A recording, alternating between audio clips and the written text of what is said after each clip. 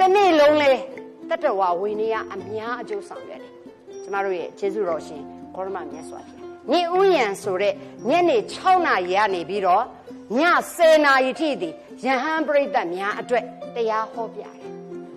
နော်ကမ္မထန်တရားတွေပြီးတယ်ယုံမတန်တရားရှိတာတွေဖြည့်ရှင်းတယ်ပြီးရင်ညလေရန်အဲ့ဒီည10နာရီဆိုကျမတို့လူကြီးတိတ်ပြီးအိတ်ကြပြီလူတွေအကုန်လုံးအိတ်ကြယဟန်တွေလည်းကျိတ်ဆက်ကြပြီအဲ့ဒီအချိန်မှာကျမတို့ရဲ့ကျေးဇူးတော်ရှင်ဂေါရမမြတ်စွာဘုရားမကျိတ်ဆက်သေးဘူးည10နာရီကနေမနေ့2နာရီထိညလေရန်မှာနတ်ပြမာတွေအဲ့ဒီအချိန်မှာလူကြီးတိတ်အိတ်တဲ့အချိန်မှာကျမတို့လူပြေကိုလာပြီးမြတ်စွာဘုရားထံမှာတရားလာနာကြတယ်မေးကြတယ်ဒါကြောင့်မင်္ဂလာတုတ်တို့ပါလို့ဆိုရင်ညဥ်ယံလွန်ပြီးတော့တန်းကောင်ရန်အချိန်၌အမျိုးအမီမထင်ရှားသောအညတရဒေဝတာနတ်သားတွေလာမေးတယ်ဆိုမင်္ဂလာတုတ်နော်ဒါတွေပါတယ်ဆိုအဲ့ဒါညစ်လေရန်အချိန်ကြလဲကျမတို့ကျေးဇူးတော်ရှင်မြတ်စွာဘုရားဒီည10နာရီကနေမနေ့2နာရီထိကျမတို့အိတ်နေပြီဟုတ်လားမအိတ်သေးတဲ့သူလဲ TV ကြည့်မယ်ဖုန်းပွတ်နေမယ် Facebook ကိုင်းနေမှာဓမ္မကျမတို့မြတ်စွာဘုရားတရားဟောတော့မယ်နတ်ပြမာတွေပြန်သွားပြီဆိုတော့လူယဟန်ပရိသတ်ကိုဟောစီရလဲထိုင်ရဲ့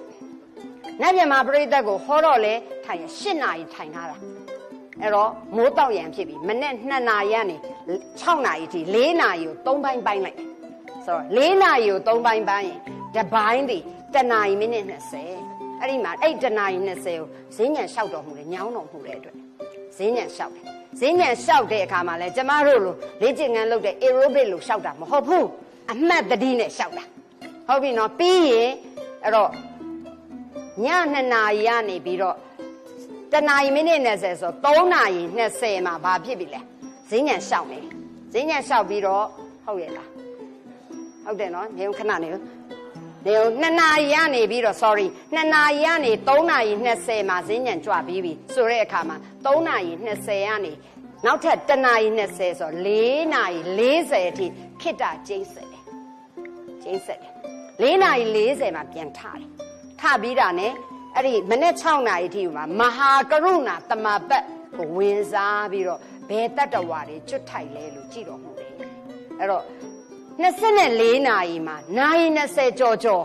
တတ္တဝါဝိနည်းအကျိုးကိုဆောင်ရွက်ပြီးမိမိရဲ့ခန္ဓာဝန်အတွက်1နာရီမိနစ်20ပဲကျိန်းဆက်တယ်အဲ့တော့ကျမအဲ့ဒီအကြောင်းတွေပြောတိုင်း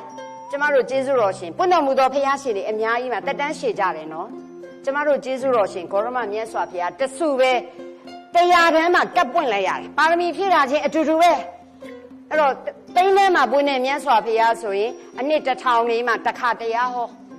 ကျန်တဲ့အချိန်မှာအဲ့ဒီတရားနဲ့ကြည်ညတယ်ဟလားတောင်းထဲမှာပွင့်တဲ့မြတ်စွာဘုရားတွေဆိုလဲအနှစ်100လောက်နေမှတစ်ခါတရားဟော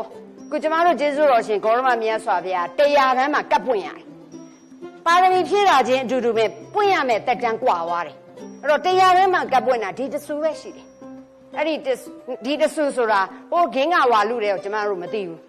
နော်2ကျိတ်နဲ့8ဆူဆိုပြီးကျမတို့ရှ िख ိုးနေကြတဲ့ဖျားရှင်တွေထဲမှာတရားတန်းပွင့်တာကျေးဇူးတော်ရှင်ဂေါရမမြတ်စွာကျမတို့ခုဖျားရဲ့အဆုံးအမကိုမှီနေရတဲ့ဂေါရမမြတ်စွာဘုရားတဆူပဲရှိတယ်အဲ့တော့အဲ့ဒီဂေါရမမြတ်စွာဘုရားရဲ့ကျမတို့အကျိုးဆောင်ရွက်ပုံကိုကြည်တိုင်း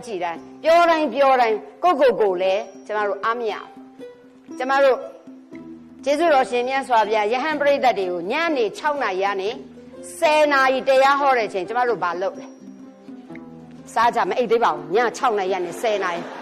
ဟဲ့အိတ်တာစောလိုက်တာ6နာရီတည်းကအိတ်တယ်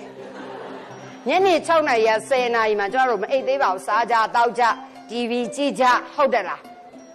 10နာရီလောက်ဆိုရင်တော့အိတ်ဖို့ပြင်မှာပေါ့ဒါကျမကြီးခရူးစိုက်တော်သူများပေါ့နော်ကျမကြီးခရူးမစိုက်တဲ့သူကဝရိယနဲ့စာချက်တာမဟုတ် Facebook ပို့မယ်ဘာပို့